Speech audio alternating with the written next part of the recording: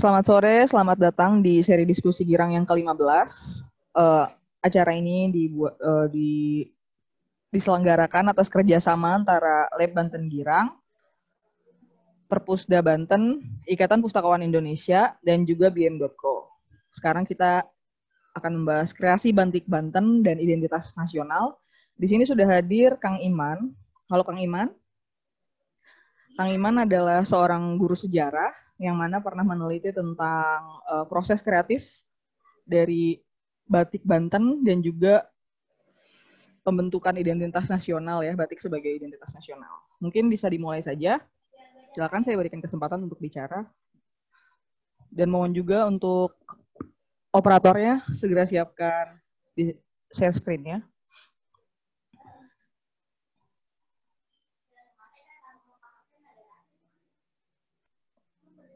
Oke, baik. Assalamualaikum warahmatullahi wabarakatuh.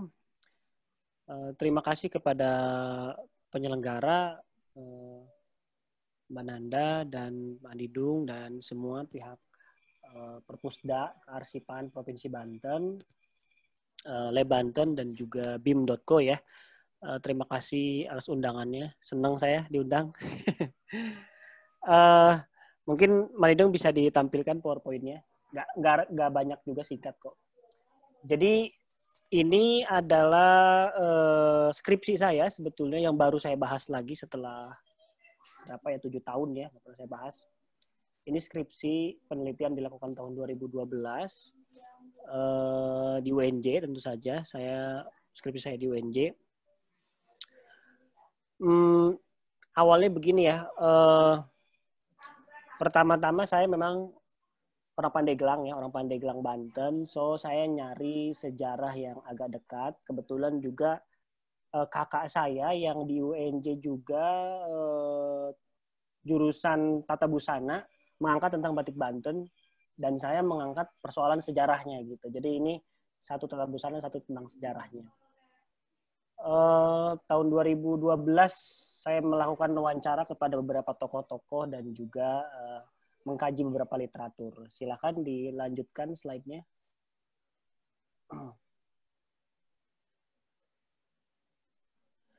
Pertama kita pahami dulu sekilas tentang batik ya. Batik memang saya juga baru saat itu, pada saat skripsi aja saya neliti tentang batik sebetulnya. Ada banyak teori tentang batik, ada yang mengatakan dari Asia Tengah, Turkmenistan, ada yang berasal dari Cina, dari India, dan lain sebagainya. Tapi kita ambil yang paling kuat lah, dari India misalkan. Untuk dari India itu argumentasinya bahwa, saya ini dulu sebentar, suara saya terdengar ya? Oke, baik saya lanjut. Bahwa yang paling kuat itu teori dari India sebetulnya, karena kita tahu sendiri banyak bukti terjadi indianisasi di wilayah Nusantara, agama Hindu, Buddha, juga perangkat-perangkat kebudayaan termasuk batik. Ini dibuktikan dengan motif kain patola di India. Yang motif kain patola ini direka ulang oleh seniman-seniman batik di Nusantara.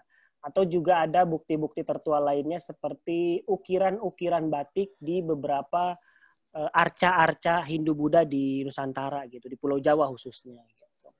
Nah, tapi secara umum dari terminologi etimologi batik sendiri, batik ini memang merujuk sebuah teknik disebutnya perintang warna yang ada di Pulau Jawa sebetulnya. Nanti kan definisi ini berubah ya. Nanti ada yang bukan perintang warna, tapi karena motifnya motif batik, jadi disebutnya batik ya. Itulah dulu waktu di sidang saya katakan, ditanya ini batik apa ya. Nggak ada lagi batik dengan teknik batik yang agak lampau seperti batik cap dan juga batik tulis. Sekarang itu batik printing gitu. Atau saya menyederhanakannya, batik Tanah Abang lah kayak nyebutnya gitu. Karena hampir tidak ada, semuanya itu sudah dikerjakan oleh mesin gitu. Makanya kelihatan dari harganya ya, batik tulis pasti lebih mahal. Singkat kata begini, batik secara teknis pada awalnya adalah teknik mewarnai dengan perintang warna. Jadi yang dilukis itu adalah warna negatif, yang tidak kena warnanya. Itu simpelnya begitu. Nah, kemudian batik juga dikenal dari motifnya selain dari tekniknya. Karena nanti tekniknya berkembang ya. Ada tie-dye, ada celup lintang, dan lain sebagainya. Nah, dari motifnya ini kebagi dua. Ini yang paling umum saja mengenai batik. Yang satu disebut batik keraton, yang satu disebut batik pesisiran. Sesuai namanya, batik pesisiran berarti ada aja di pesisir, terpengaruh dengan berbagai kebudayaan-kebudayaan internasional. Gitu. Misalkan saya contohkan begini, batik pesisiran di wilayah pesisir Pulau Jawa itu corak warnanya kebanyakan seperti warna merah atau motif burung holing gitu misalkan. Ternyata dia terpengaruh juga oleh motif-motif peradaban ataupun kebudayaan Cina. Jadi kelihatan disebut pesisir itu karena ada persentuhan dengan kebudayaan lain. Ya singkat katanya inilah seperti judul bukunya ini ya Dennis Lombard gitu ya, Silang Budaya gitu. Itu terjadi di pesisir Pulau Jawa. Tapi ada juga batik yang memang berasal di pedalaman, dalam hal ini adalah keraton, makanya disebutnya batik keraton. Singkat kata, dikotomi itu berkembang sangat pesat ya. Pokoknya batik itu dibagi dua tadinya. Kalau enggak batik keraton, ya batik pesisiran gitu. Kalau coraknya itu warnanya putih gading, coklat tua, itu pasti keraton. Kalau dia warna-warninya campur aduk, yang penting estetik, indah, itu biasanya batik pesisiran. Awalnya begitu. Tapi kalau ditanya zaman sekarang itu udah runyam ya. Batik keraton bisa nyambung ke batik pesisiran dan lain sebagainya. Singkat kata seperti itu, tapi juga ternyata ada juga sebetulnya batik keraton, tapi keratonnya di pesisiran. Nah, akhirnya terjadilah gabungan-gabungan. Contoh sederhananya tuh Cirebon. Cirebon itu keraton tapi ada di pesisir. Kira-kira batik yang dihasilkan oleh Cirebon itu batik pesisir apa batik keraton? Ya, jadi gabungan. Contohnya misalkan Megamendung gitu. Itu kan unik sekali sebetulnya. Agak berbeda dengan motif-motif keraton, tetapi juga dia mewakili kebudayaan keraton, tapi juga warna-warnanya juga termasuk warna yang sangat unik dan sangat baru saat itu, yaitu warna biru misalkan, dan lain sebagainya.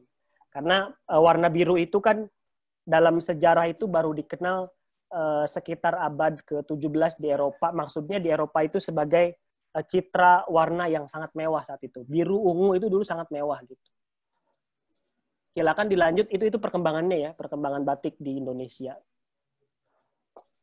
Singkat kata begini ya, ya kita tahu Cirebon juga mempengaruhi pola kekuasaan kesultanan yang ada di Banten gitu. Seperti kita ketahui juga Sunan Gunung Jati anaknya Sultan Hasanuddin mendirikan sebuah kesultanan di Banten dan lain sebagainya.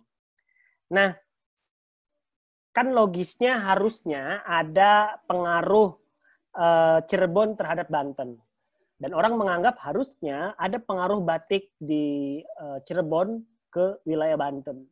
Persoalannya sampai hari ini, seingat saya ya, mungkin saya belum update tapi tidak ada tradisi membatik di Banten. Banten yang sekarang Provinsi Banten ya, real Provinsi Banten administrasi, Lebak, Pandeglang, Cilegon, Serang, dan sekitarnya gitu. Serpong mungkin ya, itu kan wilayah Banten, Tangsel gitu kan, pilkada nanti. Itu nggak ada. Belum ada bukti kalau ada tradisi membatik di Banten. Nah itulah yang awal temuan saya bahwa memang kenyataan di Banten tidak ada tradisi membatik. Lalu kemudian ya dicarilah gitu kan mengenai batik di Banten ini. Ini baru-baru muncul di tahun sebetulnya di tahun 2002 ya. Di tahun 2002, silakan next slide. Saat itu ada pengusaha mantan PNS bekerja sama dengan arkeolog. Nah, arkeolog ini kok bisa bikin batik Banten? Nah, disinilah kuncinya ya. Jadi pada tahun 1976 di Banten, era Orde Baru tentu saja, itu dilakukan ekskavasi besar-besaran di berbagai wilayah Indonesia. Kita merujuk yang di Banten aja ya. Yang di lokasi di Banten tahun 76 itu digali lah singkat kata gitu ya. Arkeolog yang kita kenal saat itu misalkan Uka ya, Pak Uka, terus Pak Muarif Hambari, terus juga dan lain sebagainya gitu. Pak Hasan Muarif Hambari, saya lupa namanya gitu. Itu arkeolog tua lah ya, yang cukup senior. Mereka melakukan penelitian seperti dalam slide di sini. Intinya dalam penelitian itu menemukan sekitar 75 motif ragam hias. Ya sebetulnya motif ragam hias ini dihasilkan dari tata niaga kehidupan Kesultanan Banten pada abad ya sekitar abad 16, 17, masa Kesultanan Banten sedang masa puncaknya. Jadi ketika digali ada tanah liat, ada motif, ragam hias. Nah, motif-motif ini dikumpulkan. Dari sekian artefak ini dikumpulkan motif-motif tersebut. Next slide. Ada motif 1 sampai 30, 31 sampai 75. Ini macam-macam motifnya yang ditemukan. Jadi artefaknya kalau masalah mangkok dan lain sebagainya itu biasa lah ya gitu. Tapi ini motif-motifnya dilihat di sini. Tapi harus diingat bahwa motif-motif ini juga tidak merepresentasikan sebuah motif ragam hias yang mewakili kebudayaan Banten, belum tentu. Ya kalau motifnya ini impor dari Cina misalkan ya, mungkin kita kalau zaman sekarang dengar impor dari Cina agaknya secure gitu ya, terancam gitu. Tapi itu dari dulu juga sudah ada. Syah Bandar kita dulu juga orang Cina dan orang India gitu. Jadi sebetulnya Banten itu maju justru karena keasingannya menurut saya ya. Makanya disebutnya kosmopolitan. Jadi banyak nge-hire tenaga asing sebetulnya. Nah, singkat kata begini. Ini adalah cara motif ini dijadikan batik. Sebetulnya ini penjelasannya nanti ya, tapi saya tidak apa-apa. Jadi misalkan contoh ada motif temuan artefak dari temuan arkeologi Banten 1976 nomor 2 itu dijadikan batik. Kayak prosesnya kayak seperti digambar, lihat di sini. Diputar jadi tanda plus lalu dijadikan motif, diberi warna dan lain sebagainya. Jadi ini yang disebut batik Banten Mukernas yang diciptakan, ya kita pakai kata cipta boleh lah ya, diciptakan oleh Uke Kurniawan, almarhum 2020 kemarin bulan Februari beliau baru saja meninggal dunia ya. Seorang menurut saya cocok dijuluki sebagai maestro batik di Provinsi Banten. Silakan dilanjut. Nah ini salah satu contoh tadi yang nama 2 ya. Nomor 2 diberi nama Pasulaman. Yang ngasih nama ya bukan sejarah ataupun artefaknya, bukan. Tapi orang yang masa kininya aja menyebut itu Pasulaman. Dan Pak Uke juga memiliki tanggung jawab historis sehingga dia mencoba mencocokkan dengan lokasi tempat temuan tersebut. Gitu. Kalau dilihat di sini, ditemukannya itu di area mungkin penjelasan pertemuan yang lalu tentang arsitektur Banten bisa menjelaskan lebih detail ya. Jadi kan dulu itu ada perkampungan sesuai profesi ya. Ada yang tukang menyulam, ataupun ada yang pandai besi, ada yang sesuai pekerjaannya masing-masing ya. Jadi nggak cuman dibagi secara etnis, tetapi juga secara profesi. Jadi Pasulaman ini mengacu kepada kompleks pengrajin sulam pada 1600 gitu. Ini batik ini motifnya ditemukan dari motif ragam hias nomor 2, yang nomor 2 itu ditemukannya di kompleks pengrajin sulam. Selanjutnya. Nah, lalu bagaimana batik Banten tercipta? Sebetulnya kalau sekarang saya sebut batik Banten itu banyak ya. Ada yang di Serpong, di Serang, Cilegon, Pandeglang, Cikadu, Lebak juga bikin gitu. Tetapi motif Banten yang saya sebut yang pertama kali ada di Banten, yang disebut dengan batik Banten Mukernas, belakangan ada istilah Mukernasnya ya.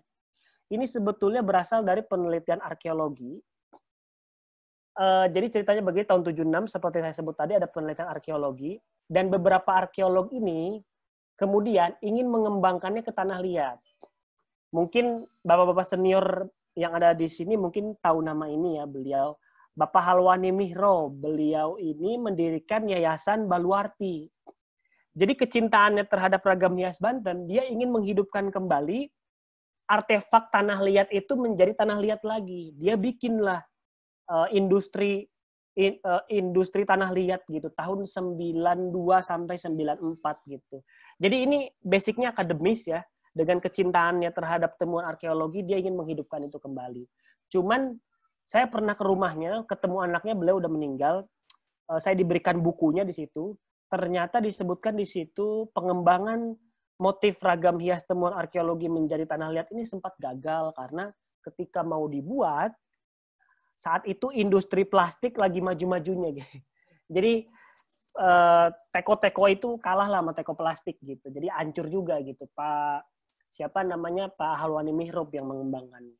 Jadi sebetulnya tidak bisa dipisahkan ya pengembangan batik ini dari kalangan arkeologi. Di sini ada poin kerjasama. Nah, kerjasama ini terbangun setelah tahun 94, 98 reformasi. Setelah reformasi, ya tokoh-tokoh Banten mendorong supaya Banten menjadi provinsi. Setelah jadi provinsi, nah ada kebutuhan identitas. Oleh sebab itu, didoronglah untuk mencari identitas Banten. Jadi saya saat itu ke rumah Pak Uke, ke Pak Ali Fadilah juga yang saat itu Litbang Provinsi Banten. Lalu juga saya berkunjung ke rumahnya Pak Tubagus, apa namanya?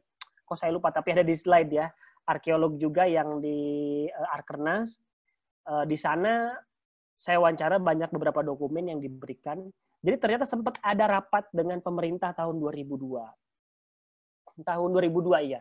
Tahun 2002, kira-kira Banten setelah menjadi provinsi ini ada nggak identitas yang bisa diangkatnya? Singkat kata, motif ragam hias tersebut jadi hiasan dinding. Dinding di kantor-kantor provinsi Banten awalnya. Ada dokumennya. Nah, setelah itu mati, kemudian ada dorongan untuk membentuk batik Banten. Kalau dokumennya sampai hari ini tidak saya temukan, tetapi Pak Uke selalu mengatakan bahwa dokumen itu ada, kita melakukan pertemuan dengan pemerintah. Saya sampai ke Biro Hukum Provinsi Banten saat itu, minta data tentang pertemuan 2002 itu nggak ada.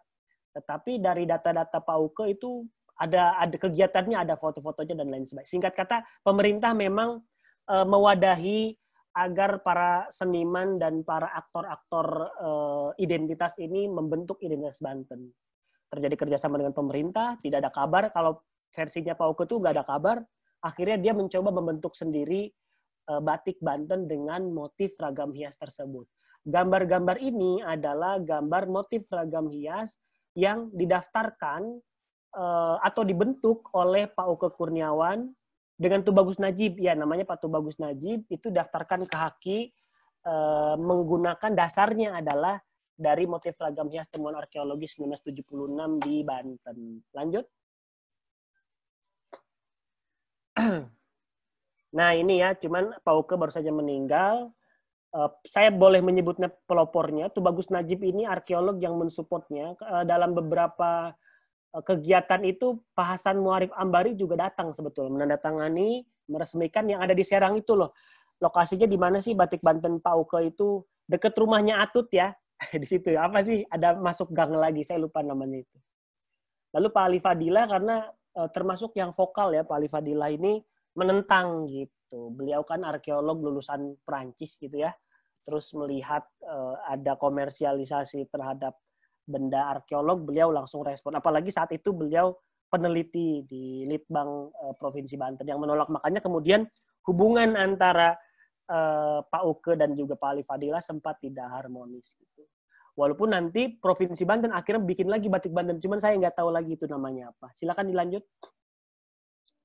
Nah, jadi singkat kata seperti ini sebetulnya timeline-nya.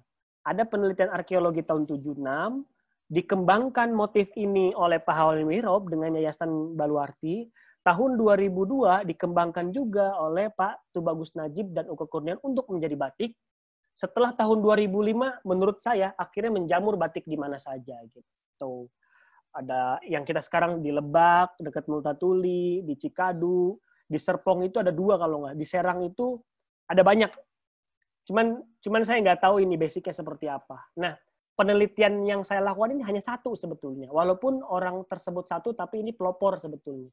Dan lebih unik karena berdasarkan penelitian arkeologi itu saja. Di Cilegon juga kalau nggak salah ada 2 industri batik. Silakan dilanjut. Nah ini, jadi skripsi saya juga memuat polemiknya ya. Karena kan identitas ini nggak mungkin nggak bersentuhan dengan politik. Jadi tahun 2004, Pak Uke ini dengan Pak Tubagus Najib mendaftarkan batik ciptaannya itu menjadi ya hak cipta mereka gitu. Ini ada dokumennya. Saya punya, deskripsi saya di sini juga ada. Disetujui akhirnya. Dan ini dikritik oleh Pak Ali Fadilah gitu. Silakan lanjut. Nah ini juga mungkin bapak-bapak, ibu-ibu senior di sini mungkin masih tahu ya beberapa nama ini ya. Pak Hasan Muarif Ambari, jelas dia arkeolog ternama ya. Ada Dr. Andes Kurdi Martin, terus M. Nur, Tubagus Ismetullah Ali Abbas, Sulaiman Afandi, ini tokoh-tokoh Banten yang ikut berkomentar tentang batik Banten ini. Silakan dilanjut. Ini adalah perkembangan batik Banten di wilayah Banten. Lanjut lagi. Nah, saya kira itu aja, nggak banyak yang ingin saya jelaskan. Ya, detailnya sih ada, tapi kita lewat diskusi saja. Itu saja, saya kembalikan kepada moderator. Terima kasih. Terima kasih Kang Iman atas paparan yang menarik. Sekarang bagi para peserta yang mau memberikan tanggapan atau pertanyaan, saya persilahkan untuk mengangkat tangannya. Atau bisa langsung menuliskan dari kolom chat. Ini persis sama dengan, enggak persis juga sih. Jadi saya pernah mendengar kalau di Padang ada juga batik yang berangkat dari iluminasi naskah-naskah kuno. Oh iya. Iya, dan itu mungkin didukung oleh pemerintah karena pada akhirnya motif-motif batik tersebut diwajibkan untuk digunakan oleh pegawai negeri dan juga murid-murid sekolah kalau tidak salah. Gitu. Kalau misalnya di Banten sendiri ada dukungan semacam itu tidak dari pemerintahnya? Sebetulnya ada dukungan, cuman kan tadi Mbak sempat ada konflik. Iya, jadi ada dukungan. Seingat saya itu, saya melampirkan deskripsi saya buku pelajaran seni budaya SMP kelas 2 itu membahas tentang batik Banten. Batik Banten yang ini ya. Kan kalau saya bilang Banten kan nanti ada banyak ya sebetulnya. Nah, untuk batik Banten yang dikembangkan oleh Pak Uka ini, karena dia punya landasan sejarahnya, itu sempat masuk buku SMP. Buku seni budaya SMP, iya. Sebetulnya tuh, di tiap provinsi itu ada ya lembaga yang mengurusi motif ragam hias itu, kok saya lupa namanya. Okay. Karena lembaga itu sebetulnya ya, saya ingat saya tahun 1980-an itu menyebar ke seluruh Indonesia untuk mencari motif ragam hias tiap-tiap daerah. Namanya apa ya lembaganya? Kok saya lupa ya? Kalau deskripsi saya ada. Jadi motif ragam hias tiap provinsi itu dicari, kemudian dikembangkan menjadi batik. Yang pertama-tama itu batik Kalimantan Barat. Sebetulnya yang diambil itu motifnya aja, cuma disebutnya batik gitu. Walaupun nanti kan secara teknis sebetulnya berbeda ya. Kan ada celup rintang, ada tenun, tentu aja tenun kan beda ya, bukan warna ya, dia emang benangnya berwarna gitu. Jadi pada akhirnya pemaknaannya lebih ke motif itu sendiri ya, jadi bukan tekniknya.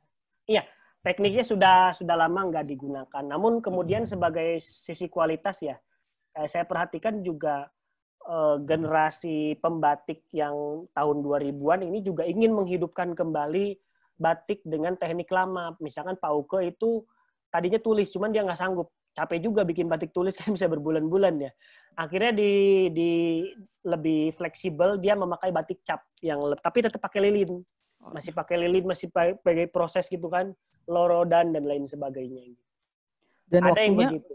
Kalau dari rentang waktunya ini sebelum batik ditetapkan sebagai identitas nasional oleh UNESCO ya? 2009. Iya, dan ini kan... Iya, sebelum betul. UNESCO kan 2009 ya, betul nggak? Iya, betul. 2 Oktober. Iya, sekarang masih September. Iya, harusnya 2 Oktober ini diskusinya ya. Iya. Kang Nidu sepertinya sudah senyum-senyum, silakan memberikan tanggapan. Dia sudah mengangkat tangan dari sini. Ya, oke, Kang Iman, menarik sekali. Saya justru penasaran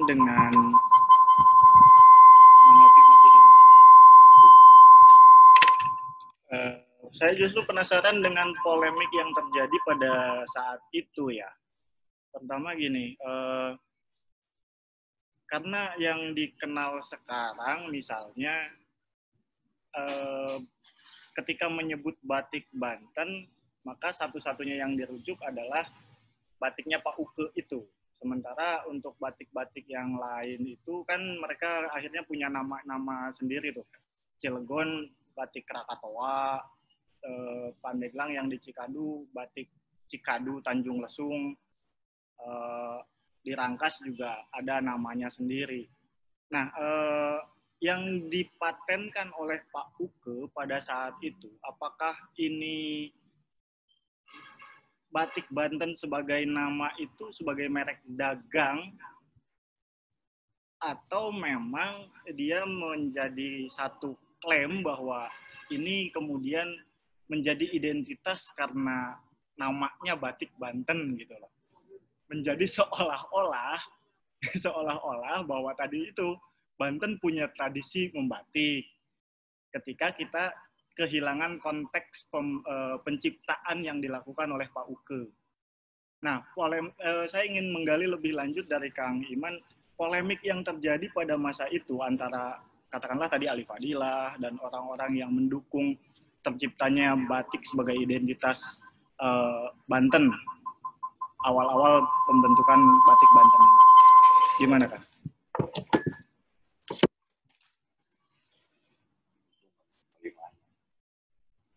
Suaranya Kang Iman masih mute.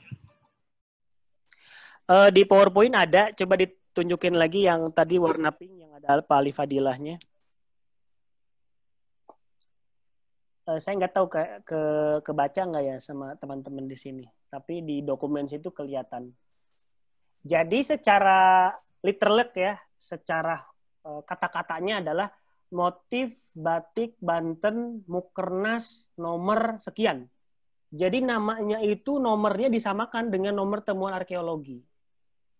Makanya kita mulai dari Pak Uke-nya sendiri deh. Pak Uke dan Pak Tubagus Najib sebagai orang yang mendaftarkan ke hak cipta itu mengatakan begini sama saya. Saya ketemu di sini juga ya di Jati Padang di Gedung Arkeologi Nasional. Dia bilang begini, yang kita patenkan itu adalah motif batiknya, bukan motif temuan arkeologinya, tetapi motif batiknya.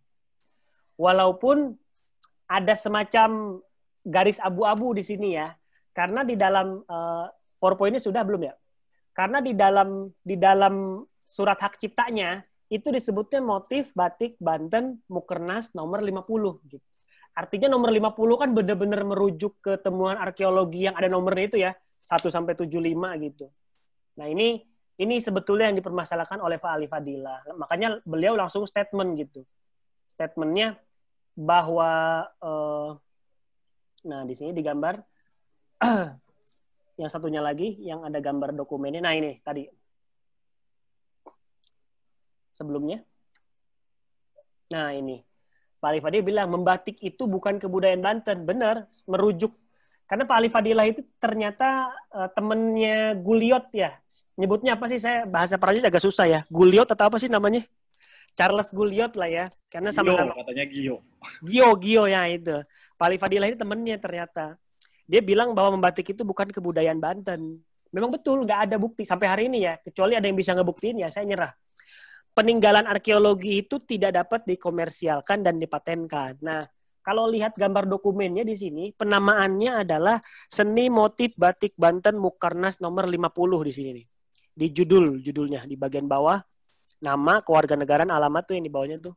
Nah, ini yang menjadi masalah karena dia menamakan dirinya itu motif Banten. Sebetulnya kan kalau batik ini tumbuh secara natural, nggak ada hubungannya dengan birokrasi pemerintahan dan identitas lokal, tentu dia akan lebih independen seperti, maaf, di Pandeglang batik Cikadu. Oke, Cikadu aja.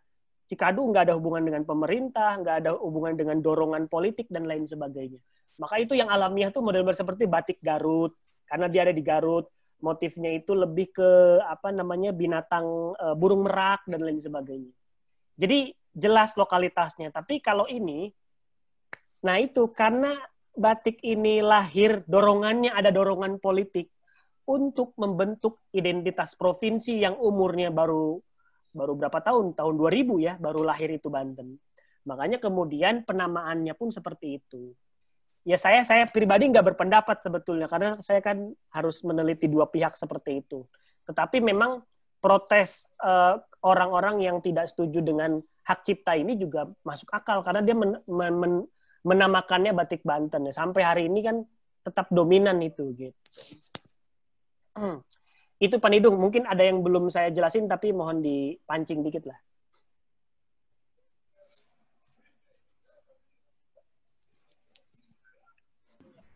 Ya, kalau saya sendiri sih melihatnya kemudian di satu sisi apa yang dilakukan Pak Uke ini inovatif gitu ya, visioner sekali ketika Banten tidak punya identitas apapun, lalu dia melahirkan satu motif, melahirkan kreasi yang menjadi batik dengan nama batik Banten itu menjadi betul-betul menjadi identitas Banten tuh. Karena kemudian yang dikenal ketika berbicara batik Banten rujukannya pasti ke batiknya Pak Uke ini gitu. Nah, tapi di sisi lain ya itu tadi ini jadi bermasalah karena kita tidak punya akar, tidak punya tradisi membatik dan lain-lain gitu. Cuma kalau kita mau menerima ini sebagai satu kebaruan bahwa tradisi itu juga toh dilahirkan, diciptakan oleh orang-orang dulu, apa yang menjadi tradisi hari ini kan itu juga ciptaan orang-orang dulu kita. Nah, boleh jadi oke, mungkin tahun-tahun 2004, 2005 itu memicu polemik. Tapi ketika ini bertahan terus-menerus bahkan sampai hari ini atau mungkin sampai 20-50 tahun ke depan, ini ya batik Banten inilah yang akan menjadi identitas Banten gitu di wilayah batik. Ketimbang misalnya kalau kita mau lihat juga apa yang disebut batik Baduy itu kan juga tidak diproduksi di Baduy itu. Itu malah jauh lebih aneh gitu kan. bahkan sampai hari ini kita tidak tahu siapa yang menciptakan motifnya itu gitu, dan bagaimana itu diproduksi massal sedemikian rupa juga tidak melalui proses apa yang disebut tadi perintah warna dan lain-lain. Sementara yang dilakukan si Pak Uke itu proses yang dilakukannya menggunakan proses pembatikan, lalu juga kemudian menjadi bahan ajar di sekolah, workshop tempat dia membatik juga jadi sering ya jadi tempat belajar siswa untuk memulai mengenal proses membatik dan semacamnya gitu. Nah, saya sendiri sih melihatnya ini agak dilematis gitu di satu sisi. Agak dilematis di satu sisi kita nggak punya tradisi itu, tapi di sisi lain ya justru ini inovasi yang mesti kita hargai gitu. Itu sih kalau dari saya, Kang. Gimana, Kang? Iya, soal ini ya, memang pertama-tama harus dipahami juga industri batik ini makin kesini makin memprihatinkan. Batik tulis kalah dengan batik cap. Dalam sejarahnya itu ya, sebelum ada batik cap itu batik tulis. Ketika ada batik cap akhirnya menggerus industri batik tulis. Batik tulis nanti digerus lagi oleh yang kita sebut sekarang batik printing. Jadi warnanya itu nggak dirintangi lagi, nggak dicelup lagi, dilorot lagi, dan lain sebagainya, tetapi langsung ya seperti nyablon sebetulnya. Makanya batik-batik sekarang kan kelihatan gitu ya.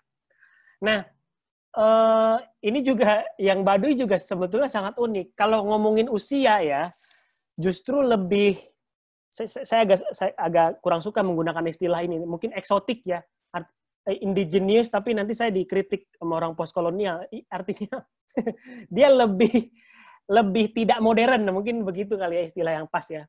Lebih tidak modern dan lebih lampau batik yang ada di Baduy, apalagi warnanya biru soga dan lain sebagainya. Tetapi yang kita tahu sekarang tentang batik Baduy itu isinya vendor semua. Dan kalau saya mau jujur, batik-batik yang ada di daerah Banten bisa saya pastikan semuanya itu adalah apa ya, kalau saya menyebutnya sebagai baiknya sih disebut studi banding ya, biar agak fleksibel, biar agak lembut kedengarannya. Tetapi sebetulnya yang terjadi adalah vendorisasi, pakai sasi lagi ya. Vendorisasi yang dilakukan, saya contohkan untuk Pauke sendiri itu mengaku sama saya bahwa setelah dia mencoba membentuk batik Banten, mendatangkan orang Pekalongan untuk mengajari pemuda-pemuda di Serang itu untuk belajar batik. Setelah itu dia juga pergi ke Pekalongan untuk untuk belajar. Dan di sana batik yang direkomendasikan itu dibuat dulu. Model awalnya itu dibuat dulu di daerah Pulau Jawa sana di Pekalongan. Setelah dibawa baru dibentuk di Banten. Jadi sebetulnya enggak yang murni banget gitu ya, kayak motivasi-motivasi gagal 1000 kali, enggak gitu. Itu bener-bener transfer orang untuk mengerjakan ini. Dan itu juga saya lihat hampir terjadi juga di berbagai wilayah. Misalkan di Cikadu saya dengar memang tetap saja ini menggunakan tenaga-tenaga dari pembatik-pembatik di wilayah Jawa Tengah dan juga Jawa Timur gitu. Jadi secara teknis pun memang kita benar-benar meniru yang ada di sana. Cuman memang masalahnya apakah kemajuan batik yang ada di Banten ini kan hanya memanfaatkan tren saja, tetapi akarnya karena dia tidak kuat, sehingga ini akan hancur berantakan karena nggak ada akarnya, nggak ada tradisinya. Maksudnya, mohon maaf ya, ini cuma rekayasa dinas tertentu untuk menunjukkan bahwa wilayah lokal kita punya identitas dan lain sebagainya. Karena kesementaraannya ini, masyarakat juga tidak terinternalisasi, maka dia akan hilang dengan sendirinya. Yang saya khawatirkan seperti itu. Tapi kalau masyarakatnya maju makmur, ya kita juga ikut senang sebetulnya. Makanya di komentar-komentar dilihat di PowerPoint yang koran itu ya, yang kontroversi, itu juga unik-unik komentarnya gitu. Ada misalkan penulis buku siapa namanya Pak Hatib Mansur ya, wartawan senior yang menulis buku Perjuangan Banten Menjadi Provinsi, beliau penulisnya. Beliau justru mendukung ini. Kalau nggak salah di bagian bawah nih, tapi kepotong tulisannya. Ada yang mendukung, ada yang mengkritik. Dari mana katanya batik Banten katanya gitu. Makanya, tapi kan kondisinya saat itu emosional ya, emosional bahwa setiap orang merasa paling Banten dan lain sebagainya. Padahal kan kalau dicek lebih Banten mana kita dari Banten gitu. Apakah Serang, apakah Pandeglang gitu. Saya orang Pandeglang nggak bisa bahasa Jaseng, apakah saya kurang Banten kan? Kan bisa ribut kita di situ ya, bisa aku hantam dulu gitu kan. Tapi itu polemiknya gitu. Polemik yang terjadi. Makanya saya ya fleksibel saja, memang betul kita harus dukung orang-orang seperti Pak Uke dan lain sebagainya. Pak Uke juga kalau dicek orang Jakarta. Dia orang Jakarta, mantan pensiunan PNS, dia bilang ketika pensiun PNS karena Pak Tubagus Najib ini sepupunya, akhirnya berkolaborasi lah. Tapi ini poin pentingnya ya, saya menulis ini di skripsi saya. Poin pentingnya adalah baru kali ini arkeolog bisa berbisnis. Menurut saya, karena kan tuduhannya ini ya, ilmu-ilmu humaniora ini kan nggak bisa berbisnis ya. Tapi saya melihat di sini bahwa para arkeolog ternyata bisa membentuk bisnis baru yang berkembang dan memproduksi sesuatu bagi masyarakat. Itu sisi baiknya gitu. Nah itu paling Pak Nidung ya mengenai batik Banten. Mungkin yang lain mau ada chat tuh pertanyaan mungkin. Ya, kayaknya Pak Bambang. Oh ini Kang Eping ya. Silakan bicara langsung. Bacain, baik. Kalau Banten tidak memiliki tradisi batik, maka apa sesungguhnya urgensi batik bagi masyarakat? Oh ya, itu dulu mungkin dijawab. Itu dulu saya jawab ya. Iya baik. Pertama karena jelas ya tahun 2009. Pertama karena batik ini kan awalnya identitas yang merujuk kepada seni ragam hias ataupun teknik kain perintang warna yang ada di Pulau Jawa gitu. Namun kemudian ada titik tertentu sebetulnya tahun 1960-an. Awalnya nih ya, kenapa batik Banten menjadi identitas nasional? Soekarno itu ada di deskripsi saya. Soekarno itu pernah memerintahkan Gothic Swan. Gothic Swan itu nama aslinya apa ya? Susah nyebutnya ya. Namanya Gothic Swan. Dia seniman batik maestro. Gothic Swan ini diperintahkan oleh Soekarno. Kata-katanya begini. Tik, tolong buatkan saya batik Indonesia yang bukan batik Pekalongan, bukan batik Cirebon, bukan batik ini, tetapi batik Indonesia. Akhirnya direnungkan itu loh gambar batik yang burung Garuda itu loh, yang ada sayapnya dan juga ekor sayapnya di bagian tengahnya. Batik Garuda itu adalah batik identitas nasional pertama yang dibuat atas perintah Soekarno. Momentum keduanya adalah ketika Ali Sadikin memerintahkan PNS-PNS di DKI Jakarta untuk memakai batik sebagai pakaian resmi. Dari situlah kita kondangan pakai batik gitu. Karena tadinya batik kan dipakai jadi sarung. bukan di baju ya. Nanti baru akhirnya tradisi sampai sekarang kan nggak pakai batik, nggak formal gitu. Saya 2 minggu yang lalu tuh video conference sama Pak Wapres ya, itu saya sempat dimarahin gitu karena nggak pakai batik gitu. Karena saya pakai kemeja. Saya sampai sekarang masih sakit hati ini gitu. Padahal kan kemeja juga resmi sebetulnya. Tapi saking kuatnya batik ini gitu, maksud saya dianggap sebagai baju formal seperti itu. Jadi karena batiknya itu identitas nasional Kang Eping, maka kontribusi kita sebagai orang lokal harus ke sana. Sebetulnya ada lagi yang lebih polemik gitu, misalkan batik Papua misalkan. Batik Papua motifnya motif soa-soa, motif biawak gitu ya. Jadi biawak dijadi vektor, terus di repeat gitu ya, diulang-ulang gambar. Jadilah batik Papua gitu. Padahal di Papuanya nggak begitu gitu kan. Nah, memang di satu sisi kadang-kadang pemaksaan batik di wilayah-wilayah lokal juga bermasalah gitu. Karena ya di Kalimantan itu motif ragam hias yang disebut dengan batik Kalimantan itu kan berasal dari tradisi tenun. Tenun itu kan kainnya disusun kayak main Tetris kan. Bukan dicelup rintang warna gitu. Tetapi dipahami sebagai batik Kalimantan. Sebetulnya di situ agak problem ya. Tetapi kemudian ya gimana lagi. Yang lokal ini kan hubungan pusat dan daerah ya, George Lucas gitu ya. Kalau kita lihat juga buku-buku sejarah menunjukkan bahwa hubungan pusat dan daerah itu dinamikanya selalu seperti ini gitu. Dan ini adalah ibaratnya perintah nasional agar daerah-daerah juga memiliki batik. Artinya dia punya kontribusi terhadap identitas nasional. Paling itu aja dari saya. Silahkan dilanjut. Mang Eping sudah, oh ya, sekarang mungkin saya beri kesempatan pada Bu Nita. Silakan di-unmute.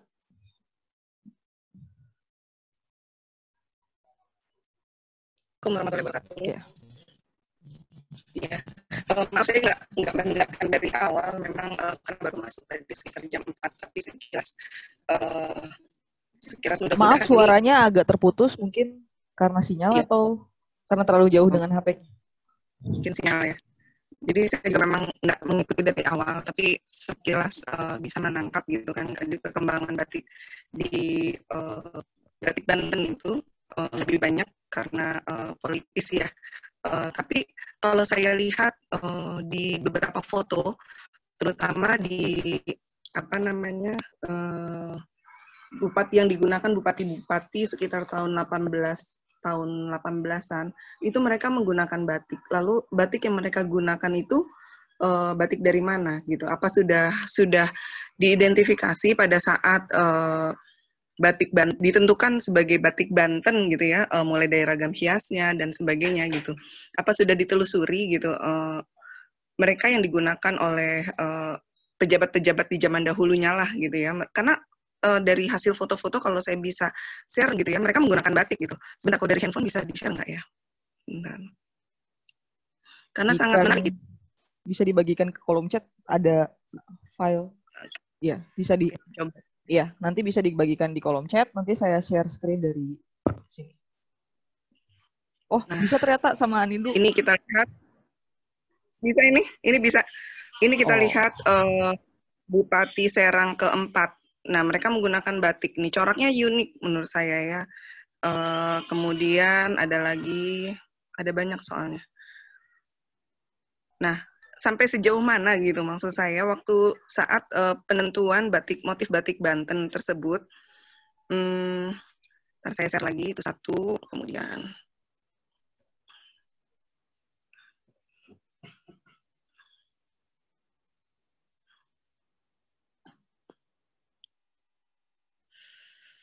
satu, dua. Ya, ini menarik. Bisa kelihatan ya? Ini bisa kelihatan? Terlihat jelas kok. Kang Iman mau langsung merespon? Ya, ada motif. Oh iya, boleh. Kelihatan ya? Iya. Banyak lagi, ada beberapa foto gitu. Nah, apakah memang batik itu yang dipakai oleh pejabat-pejabat di zamannya itu diproduksi dari luar daerah Banten, atau memang itu sesuai pesanan dari mereka, tapi ya ada beberapa kekhasan gitu untuk Banten tersebut gitu. Ya, ini ini memang sempat diajukan ya oleh dosen pembimbing saya mengenai apa batik-batik yang dipakai oleh pejabat. Tapi kalau kita lihat sejarah pejabat di Banten pada masa kolonial, mereka itu suatu apa ya kalau saya sebut ya suatu kelompok sosial yang terpisah dengan masyarakat Banten. Sebetulnya ini penting juga ya mengidentifikasi warna gitu karena kan ada warna kecenderungan batik keraton dan juga batik batik pesisiran. Tapi saya lihat tadi ada beberapa motif-motif batik pesisiran, misalkan ada gambar-gambar satwa ya, seperti satwa laut, kerang-kerangan, burung dan lain sebagainya, itu sebutnya batik pesisiran. Sedangkan apabila batik keraton itu, karena keraton Jogja atau Surakarta saya lupa, itu pernah mengeluarkan surat edaran. Kalau zaman sekarang surat edaran ya, larangan memakai 8 motif batik yang dilarang oleh keraton dipakai oleh orang biasa. Nah, jadi sampai hari ini pun saya tidak punya data, tidak menemukan data bahwa ada tradisi membatik di Banten. Tapi kalau pejabat kolonial ya, wakil kolonial yang ada di Banten, residen Serang, Pandeglang, Lebak, dan lain sebagainya memakai batik, itu kan tidak membuktikan bahwa batik itu memang berasal di Banten. Karena sampai hari ini nggak ada buktinya gitu. Entah bukti arkeologisnya, bukti produksinya, dan lain sebagainya. Makanya itu sempat dilewati begitu saja. Kita tahu sendiri ya bagaimana sebetulnya ya peristiwa-peristiwa politik di Banten juga kan menunjukkan bahwa para pejabat Pangrepaja ini juga tidak disukai oleh masyarakat. Mereka terlepas dari masyarakat. Lihat aja nama-namanya ya, Ukacana Sasmita dan lain sebagainya gitu. Jadi menurut pandangan saya itu memang sangat terpisah dan tidak bisa menjadi rujukan bahwa itu menunjukkan ya sama kayak orang Jakarta pakai batik, foto-foto di Carita di Anyer gitu. Itu nggak bisa kita rujuk. Analoginya lucu, bagus juga. Ya karena kita Carita kan selalu the best ya. Ini membuat saya ingat juga waktu pas kita bahas arsitektur masjid, ada kalau pejabat-pejabat yang ada di masa kolonial yang ada di Banten juga ternyata keturunan Jawa gitu kan. Dibawa langsung dari Solo ya waktu itu Mas, kalau tidak salah, Jogja. Mungkin kita bisa langsung ada pertanyaan dari Kang Indra, Mukernas yang dimaksud, Mukernas apa? Iya, Mukernas itu penamaan, saya modal ingatan aja ya, karena sudah 7 tahun gitu. Pak Tubagus Najib itu ingin sebetulnya, ini gaya filosofisnya beliau ya, beliau menyebutnya simetris antromorfosis. Jadi begini, karena dia melihat Kesultanan Banten ini Islam, maka dalam tradisi seni Islam itu kan ada stilisasi, tidak boleh menggambar makhluk hidup gitu kan. Tetapi kalau ukiran-ukiran bentuk daun seperti akar itu agak diperbolehkan, makanya seni yang berkembang di dunia Arab dan Islam itu kaligrafi, kan begitu logikanya ya. Makanya itu coba diikuti oleh Tubagus Najib ketika membentuk dan Pak Uke untuk membentuk batik Banten. Nah konsepnya adalah konsep Mukernas, dia mengatakannya segitiga tumpang. Karena menurut dia segitiga tumpang ini merupakan, menurut Pak Tubagus Najib, ini tradisi yang ada di Banten yang tersisa yang bisa kita pakai gitu. Dan dia terinspirasi dari nilai-nilai keislaman seperti itu. Jadi ini lebih ke interpretasinya dia tentang batik Banten gitu. Makanya dia menamakannya Mukernas gitu. Seperti itu Kang Indra.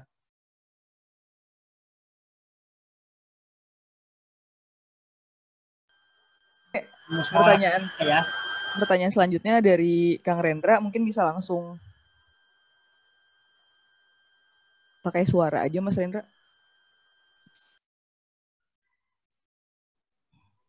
Halo, semoga terdengar ya?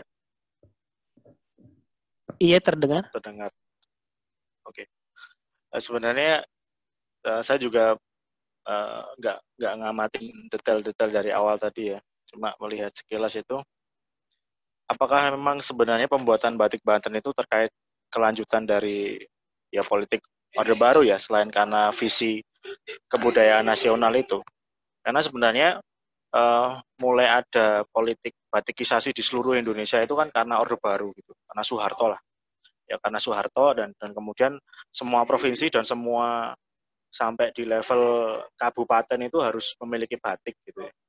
Nah itu yang, nah apakah Banten setelah memisahkan diri dengan Jawa Barat, nah terus kemudian di masa-masa awal di situ terus kemudian ada keinginan untuk menguatkan identitas Banten itu sendiri dan praktis itu kelanjutan Orde Baru menurut saya dan sebenarnya kajian-kajian arkeologis itu juga banyak banyak kebaruan misalkan kayak istilah kawung.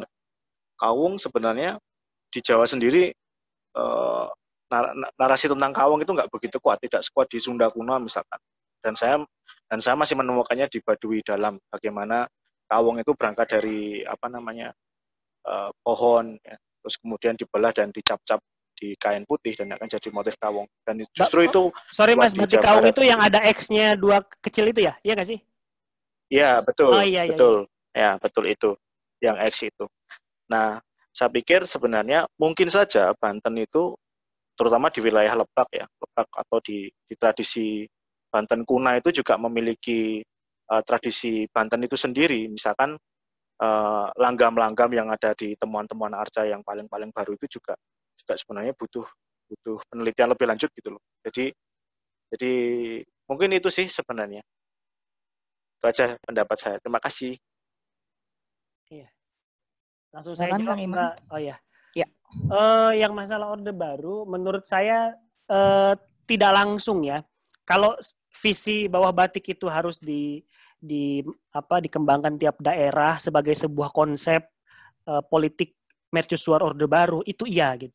Tetapi ini tidak berhubungan secara langsung karena proyek itu adanya tahun 1980-an dan terjadi itu sukses hanya di beberapa wilayah seperti Kalimantan, Sumatera dan juga Papua, saya lupa itu. Ya Papua ada. Cuman justru Banten ini telatnya karena memang kita nggak ada Banten, satu ada di Jawa Barat gitu ya. Banten itu baru kepikiran setelah jadi provinsi. Jadi kalau ditanya ini keinginan Pemda lokal aja sebetulnya untuk memperkenalkan batik. Lalu kemudian yang tadi yang masalah Baduy, sebetulnya ini masalah definisi aja. Jadi bedakan ya. Apakah suatu subkebudayaan ini memiliki tradisi menenun? Ya, Baduy sudah punya. Dan yang diketahui sejauh ini tradisi di Baduy juga punya tradisi celup rintang yang agak berbeda.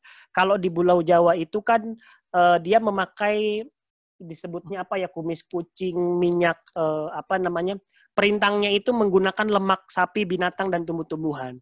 Tetapi kalau di Baduy menurut informasi yang saya dapatkan itu juga dikonfirmasi oleh Pak Iwan Tirta gitu ya, maestro batik Indonesia yang sudah mancanegara, bahwa di Baduy itu memang ada, tetapi cara membuat batik perintang warnanya dengan beras ketan.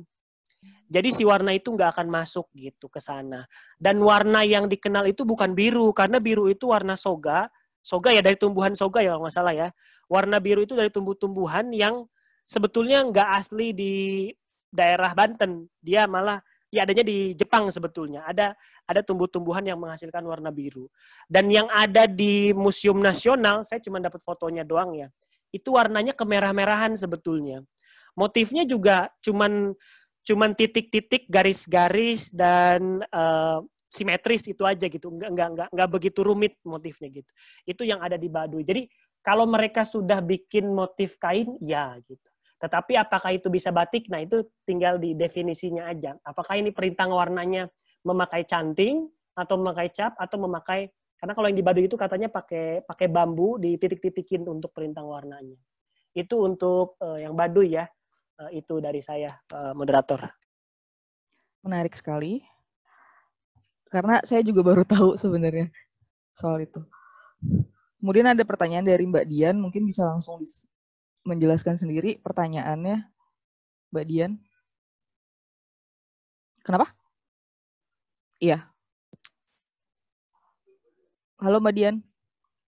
Bentar. Halo. Ini perwakilan dari milenial ini ya? Iya, Mas Iman mau bertanya. Ini sebenarnya pernah menyinggung juga di materi sejarah lokal di sekolah. Banyak dari siswa kami ya, sebenarnya generasi milenial yang tidak memahami batik Banten gitu. Jadi memperkenalkan saja sudah lumayan sulit buat mereka bisa memahami bahwa Banten juga memiliki batik. Mungkin tadi penjelasan itu bisa jadi bahan informasi juga yang nanti bisa saya sampaikan. Artinya, bagi anak milenial hari ini, seperti dipaksakan. Karena batiknya mereka selalu bandingkan dengan batik-batik yang bagi mereka, maaf gitu ya, kayaknya coraknya, warnanya lebih bagus yang biasanya mereka gunakan gitu. Artinya walau bagaimanapun mau ada hal politis yang memang dipaksakan untuk bisa memiliki batik lokal gitu. Tapi paling tidak ini kan sudah menjadi kekhasan daerah gitu ya. Ada nggak sih tips gitu untuk bisa lebih memberikan pemahaman pada generasi milenial bahwa hal ini butuh kita memiliki kekhasan, salah satunya dengan kebanggaan memiliki batik daerah yang menurut mereka tidak sesuai dengan apa yang biasanya mereka kenakan itu. Itu sih. Gimana tuh Mas Iman? Makasih.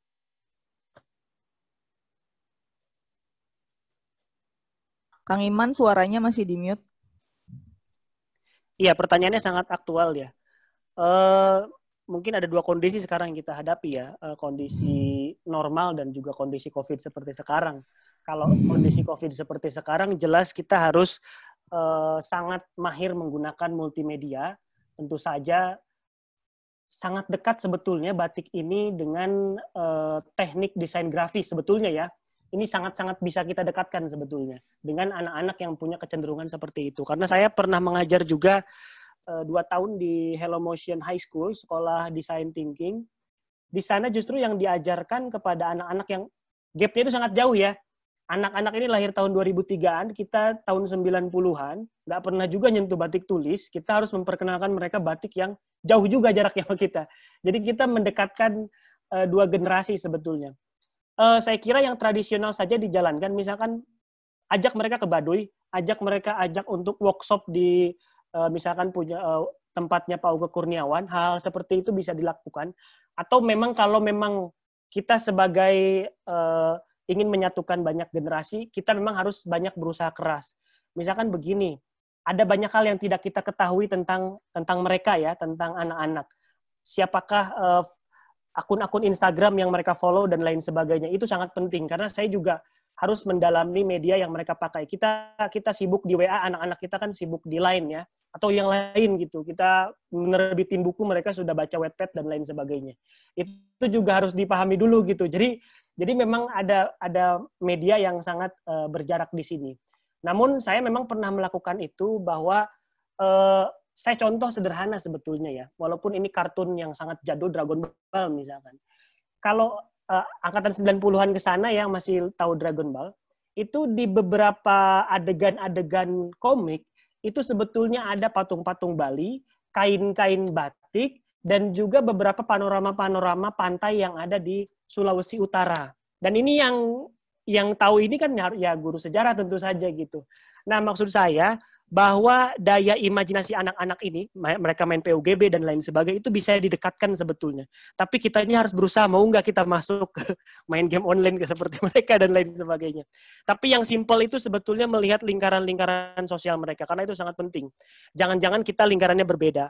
Kalau tiba-tiba kita nawarin mereka untuk pergi ke batik Banten kan agak freak juga gitu. Gitu. Jadi saya kira harus ditingkatkan juga pengetahuan kita tentang media yang in di antara mereka. Seperti itu, Mbak Dian. Terima kasih. Iya. Jadi inspirasi, nanti dicoba cari caranya. Oke. Terima kasih. Ya, terima kasih. Sepertinya ini Pak Bambang belum bicara ya. Saya minta bicara mungkin biar pamungkas. Halo Pak Bambang. Halo, sebentar. Halo. Iya, terdengar.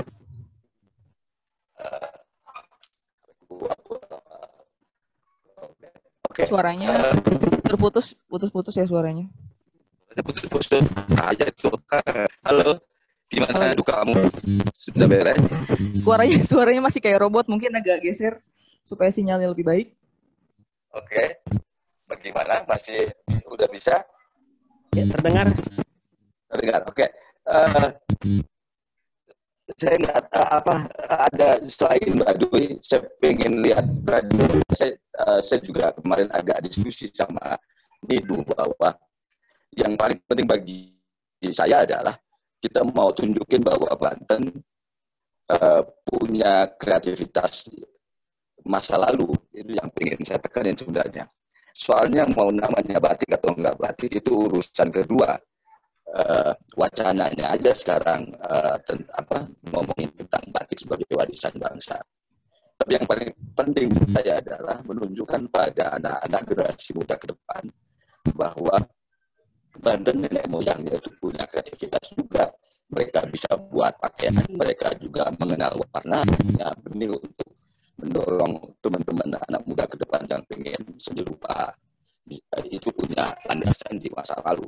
Nah, kita bisa jadi ke depan nggak ngomongin tentang batik, tetapi tentang kreativitas lokal genius pada nenek moyang kita. Itu menurut saya penting, sehingga sebagai satu provinsi ada identitas tertentu yang itu sudah dibangun dari masa lalu. Nah, selain Baduy, saya kira mestinya ada kreativitas lain dalam hal memberi corak, memberi warna pada kain-kain yang dibuat. Kalau membuat kain kan sudah ada tuh pada tradisi menun, dan semua bangsa saya kira semua suku kan bosan pakai daun waktu dulunya. Ini saya pakai saya akan membuat kain. Nah, lalu kainnya warnanya terlalu itu aja, lalu membuat warna dan lain sebagainya. Saya ingin tahu deh, selain Baduy apalagi kira-kira. Itu dulu deh yang pertama. Kemudian saya tertarik sebenarnya pada kesimpulan yang dibangun dari skripsi tentang batik Banten sebagai identitas yang dibuat oleh Iman ya. Gitu. Makasih dua dulu deh. Terima kasih Pak Bambang. Silakan Kang Iman. Iya, selain Baduy ya, saya nggak tahu maksudnya yang memang tidak dibentuk, maksudnya secara alamiah atau seperti apa, tetapi kayaknya hanya Baduy saja yang memang masyarakatnya punya tradisi menenunkan. Banten modern ini kan ya udah impor semua kita sebetulnya, kainnya, bajunya dan lain sebagainya. Jadi memang yang masih punya tradisi menenun itu di Banten ya Baduy. Tapi kembali ya pada prinsipnya, saya contohkan begini, Perang Dunia Kedua itu Hollywood memproduksi sekitar 2.000 film. 2.000 film hanya untuk Perang Dunia Kedua. Dan kalau kita mau mengkritik film tersebut, banyak sudut pandang yang bisa dipakai. Nah, ini juga permasalahan dalam produksi budaya kita. Kalau memang budaya itu dianggap sebagai produksi, sesuatu yang harus diciptakan, yang harus diributkan lah minimal gitu kan. Ini kira-kira kan kalau yang diributkannya banyak kan seru ya. Maksudnya tiap daerah punya batik dan lain sebagainya. Dan ini bisa diperkenalkan sebagai batik Banten. Cuman memang persoalannya di Indonesia itu memang seringkali lebih banyak ribut di tingkat politiknya sebetulnya. Selain di bidang produksinya. Senimannya nggak seberapa tapi kritikus senimannya banyak banget gitu ya. Yang kritikus dadakan juga banyak dan lain sebagainya. Dan ini kan jadi maksudnya kalau dibikin etalase, pas di etalase dikit gitu. Itu aja gitu ya. Lagi-lagi kalau ada pameran kebudayaan ya gula merah lagi, itu lagi gitu.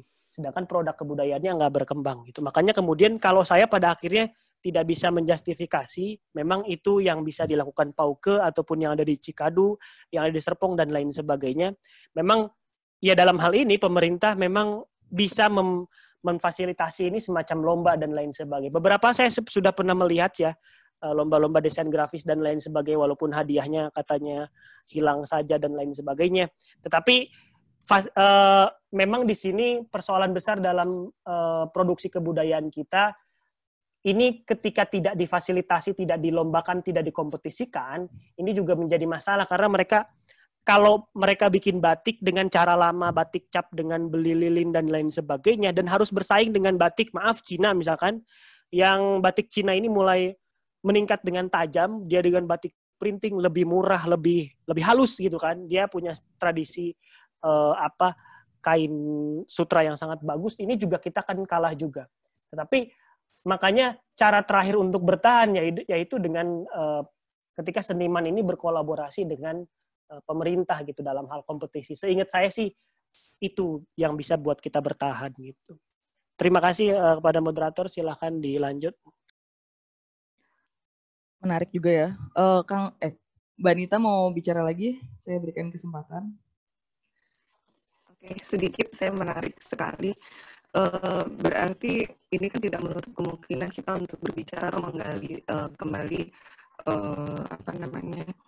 motif-motif batik dan ragam hias. Karena saya kenapa tertarik tadi, kenapa saya sampaikan foto itu.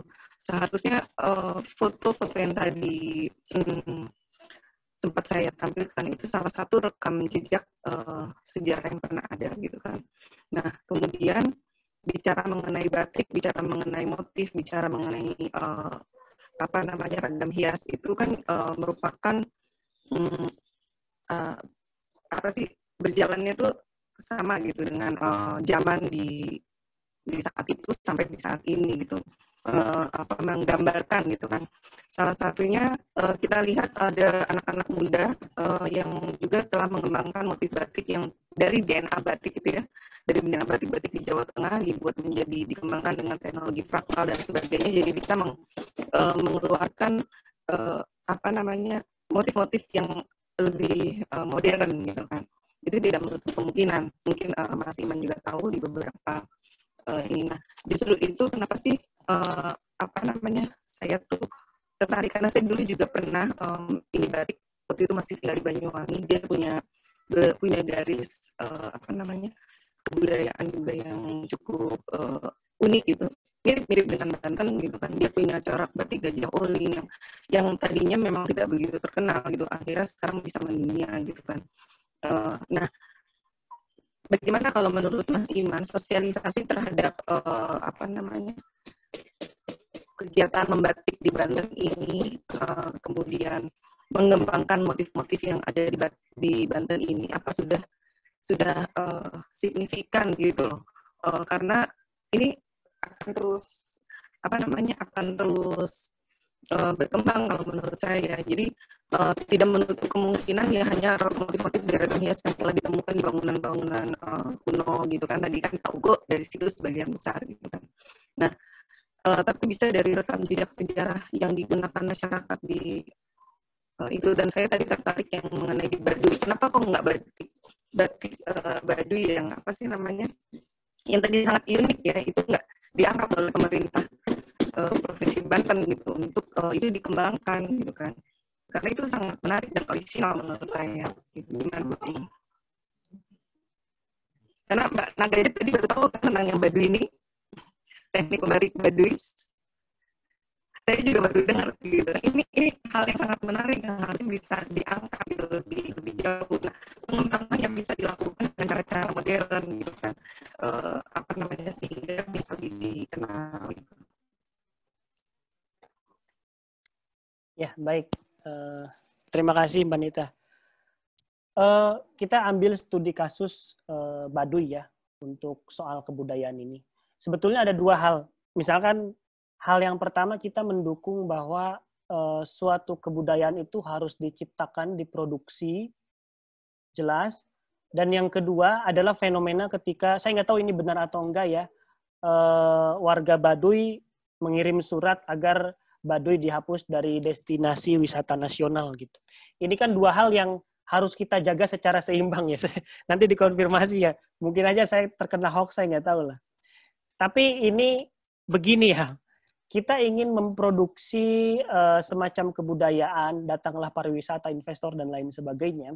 Tapi di sisi lain juga perkembangan ini juga mengancam inti dari kebudayaan itu. Nah, saya kira yang harus dijaga itu kan keseimbangannya ya. Apakah produksi budaya ini bisa, maksud saya walaupun ini nggak selalu ideal seperti Bali gitu ya, semua wisatawan mancanegara ingin seperti Bali. Di New York itu ada tempat pijit Bali, walaupun saya belum pernah ke sana. Tetapi kemudian Balinese gitu kan, tradisi kebalian dan lain sebagainya, Indonesia sebelah mananya Bali gitu. Ada yang seperti itu gitu dalam anekdot pariwisata. Artinya di sini identitas Bali sangat dikenal luas, tetapi mereka juga tidak menghilangkan jati diri, karena dari jati diri itulah mereka bisa berkembang. Nah, untuk kasus Baduy misalkan kita boleh-boleh saja mengembangkan itu dan lain sebagainya. Dan saya kira juga nggak masalah kalau foto pejabat feodal yang ada di di residen, di mana, di Serang dan lain sebagainya, foto-foto tersebut ada batiknya dikembangkan, misalkan batik zaman feodal Serang gitu. Terus itu berkembang secara produksi nggak masalah gitu. Yang jadi masalah kemudian adalah bagaimana kalau batik seperti ini mengklaim sebagai batik yang paling resmi, yang paling otoritas untuk mewakili suatu identitas suatu wilayah. Nah, itu problem. Maksud saya adalah tetap kembali ke awal, harus diciptakan kompetisi. Karena negara ini kan sangat luas. Ibaratnya kita berantem berkompetisi dengan se-Indonesia aja sebetulnya ekosistemnya pasti akan terbangun gitu. Jadi saya kira kita bukan negara kecil yang kesulitan untuk berkompetisi, dan saya kira saya sangat mendukung untuk hal seperti itu. Tapi kemudian ada warning di sini ketika misalkan produksi kebudayaan itu sendiri mengancam inti kebudayaan, seperti yang itu ya, masyarakat Baduy mengirim surat. Jadi ada dua hal. Kita memang memproduksi banyak hal, tapi juga kita harus menjaganya. Jangan tanya ke saya, karena saya nggak digaji untuk menjawab itu sebetulnya. Silakan orang dinas ya. Terima kasih. Iya. Menarik juga ya. Jadi sebenarnya untuk produksi batik itu juga ada banyak ruang yang bisa digali ya. Tadi seperti Kang Rendra bilang, ada banyak juga peradaban di bagian Banten Selatan, mungkin dari artefak-artefaknya yang masih belum tergali, juga mungkin bisa mengkaji iluminasi yang ada di naskah-naskah kuno untuk bahan kalau mau menghidupkan kembali lokal genius yang tadi kata Pak Bambang sempat sebut juga. Tapi ini ada catatan sedikit dari Mang Indra.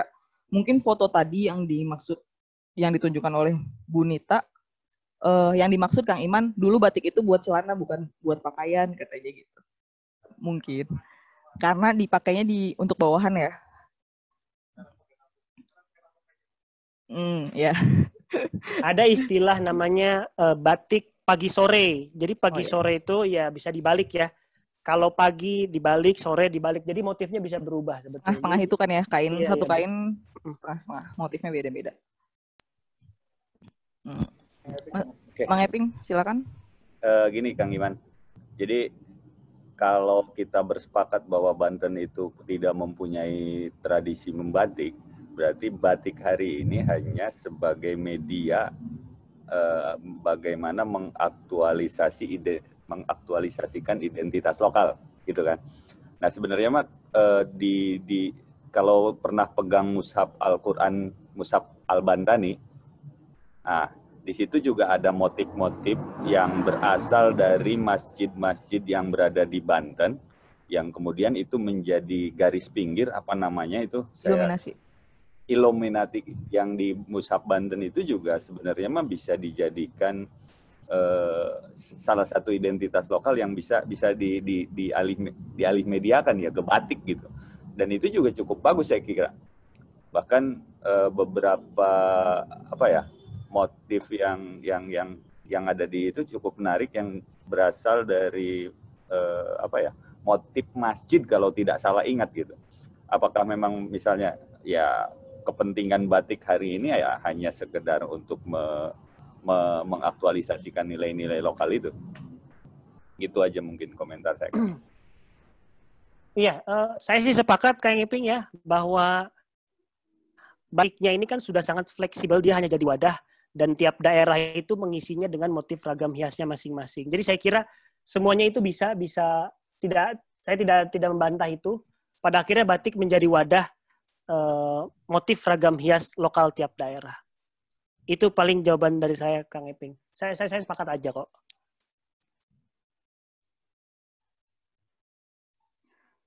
Lanjut lagi, mungkin Mas Rendra sedang membagikan dokumen riset Aditya Gunawan yang bisa dikembangkan ke Banten. Mau menyampaikan secara langsung nggak, Mas Rendra? Cuma tambahan aja sih, Pak. Jadi sebenarnya riset di dunia filologi dan epigrafi di studi Sunda kuno yang pernah dilakukan Kang Aditya Gunawan, ya sekarang sedang doktoral di Prancis, itu sebenarnya banyak permasalahan terkait dengan istilah-istilah. Nah, istilah-istilah itu ada beberapa hal yang sepertinya bisa merujuk ke batik gitu. Maksudnya ini buat tambahan buat kawan-kawan di Banten kalau mau meneruskan riset ini. Ini riset yang pasti panjang lah. Gitu. Itu aja tambahannya. Iya, terima kasih Kang Hendra. Ya ini kita jujur terbuka aja. Sebetulnya begini, ini yang saya pahami ya. Ada dua narasi yang berkembang mengenai Banten. Pertama, narasi bahwa Banten itu Sunda. Yang kedua adalah Banten itu Islam. Saya jujur saja ya, kedua narasi ini seringkali saya lihat dalam beberapa buku-buku sejarah. Kalau narasi ini berkompetisi, berakhir dengan positif, saya nggak masalah sih. Cuman ini sering terjadi menurut saya karena melupakan juga bahwa budaya itu sesuatu yang diproduksi. Kesultanan Banten itu nggak klasik, dia itu kosmopolitan. Dia dibangun oleh orang-orang, kalau sekarang kita menyebutnya orang asing, orang India keling, orang Cina, pekerja Cina, dan juga orang-orang lokal yang juga berubah agama dan lain sebagainya. Yang saya khawatirkan adalah persaingan ini. Yang satu sisi ingin melakukan islamisasi terhadap sejarah Banten, yang kedua ingin melakukan sundanisasi terhadap sejarah Banten. Dan saya kira, saya betul-betul jujur ya, melihat persaingan ini, ya semoga aja persaingan menjadi sehat, sehingga kemudian kita bisa membuka ini menjadi lebih manusiawi gitu. Maksudnya ketika kita melihat Baduy itu bukan lagi soal pertentangan agama, apakah dia Islam dan lain sebagainya. Tetapi kita melihat ini sebagai sebuah sub kebudayaan yang bisa bertahan di era kebudayaan modern. Tapi saya ingin sekalian menunjukkan bahwa memang ada dua narasi ini yang berkembang. Dan saya kira dua-duanya juga bisa berakibat buruk kalau terlalu menjorok gitu. Misalkan sundanisasi terhadap Banten sehingga semuanya adalah Sunda, dan juga ada lagi islamisasi, ya kita tahu ada Baduy Syariah dan lain sebagainya gitu. Saya nggak bilang itu hal yang baik, tapi yang bener aja lah gitu kan. Karena ada orang Baduy di rumah saya gitu kan, nggak sholat maghrib dimarahin sama ibu saya gitu. Saya bilang itu mau orang Baduy mah gitu kan. Nah ini kan narasi yang begini kita harus beri pengertian gitu kan gitu. Tapi saya kira keduanya ini harus diseimbangkan gitu. Ya memang kita orang Sunda juga orang Islam sekaligus gitu. Ada yang sholatnya belang betong dan enggak juga ya. Itu kan manusiawi sekali sebetulnya. Terima kasih kepada moderator, silakan. Kepada Nabi Nidu silakan, saya persilakan untuk memberikan komentar. Ya, menarik apalagi ya komentarnya. Aku mau menambahkan aja beberapa hal, misalnya begini.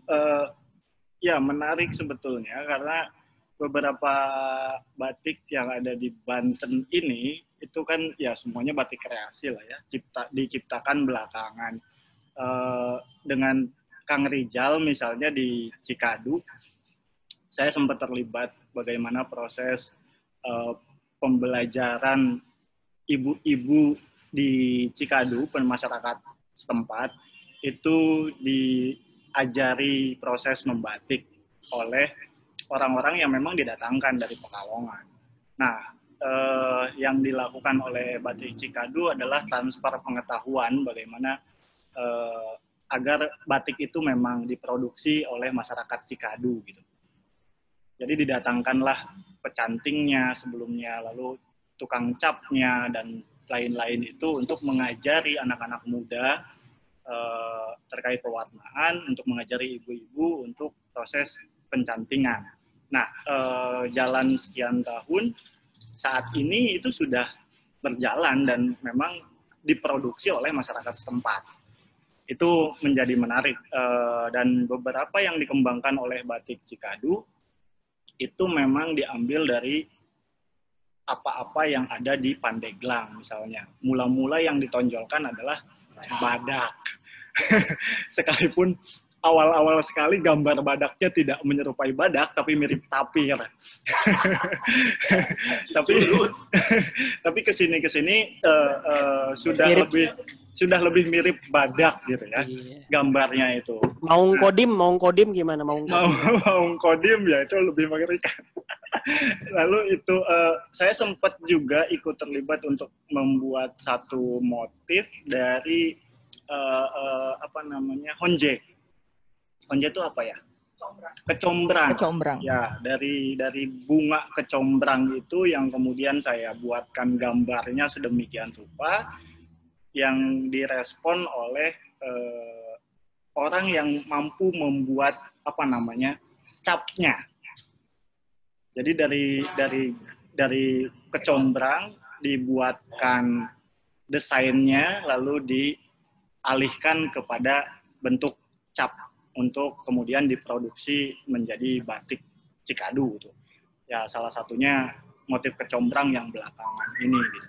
Nah, artinya bagi saya sendiri kita punya potensi yang cukup banyak selain juga tadi misalnya diambil dari Illuminati, beberapa naskah kuno, atau juga berbagai motif yang sudah ada jauh sebelumnya untuk kita alihkan menjadi motif batik gitu.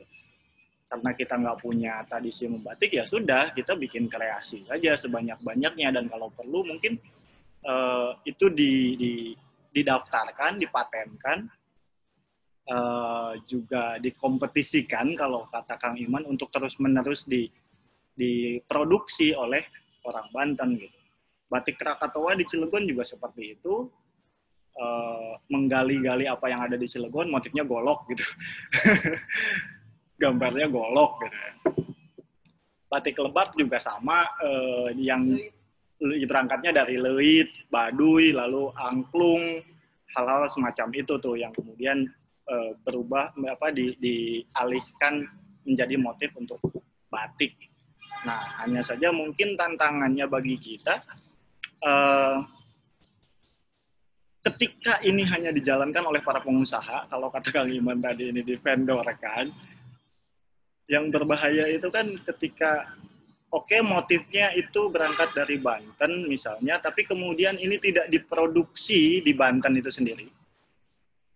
Tidak terjadi transfer pengetahuan bagaimana proses membatik, atau katakanlah menjadi industri batik di Banten, tapi hanya menciptakan motif yang kemudian diproduksi misalnya lagi-lagi di Pekalongan atau lagi-lagi di Jawa Tengah sana,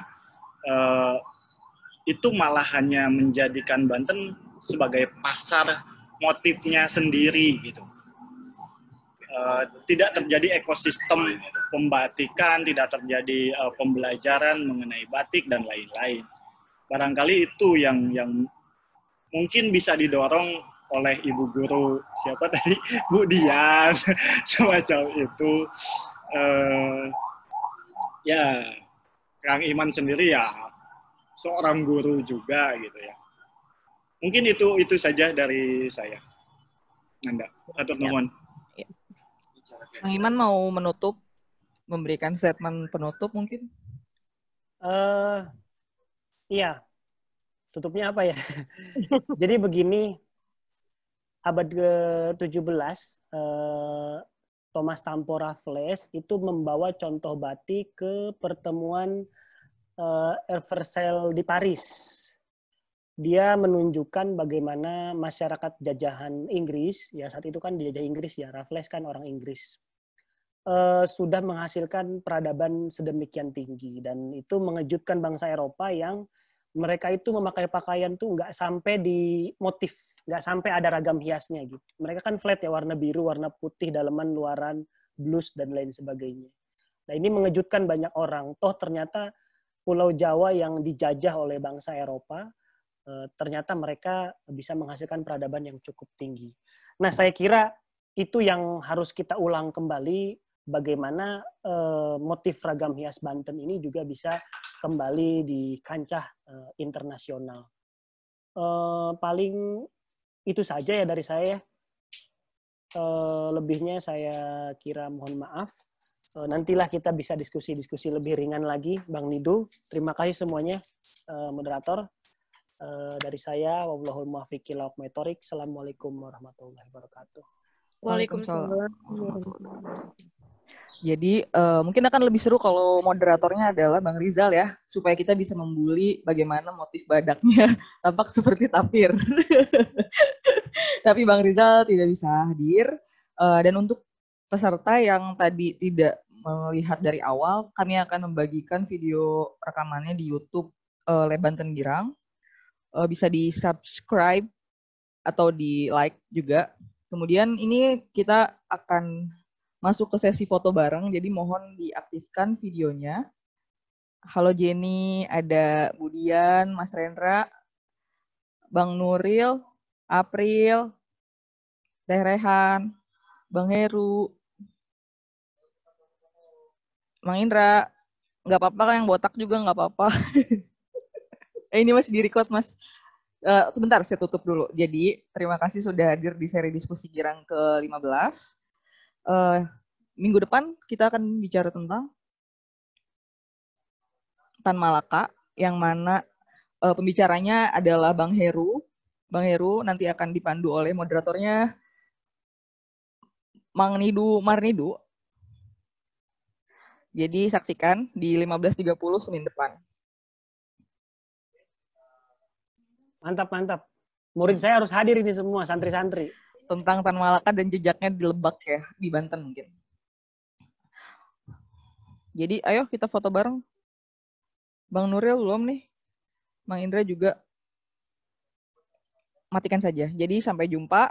Jangan lupa kalau seri diskusi Girang ini adalah kerjasama antara Lab Banten Girang, Perpusda Banten, dan IP juga BM.co. Ya, rekornya bisa dimatikan Bang Nidu.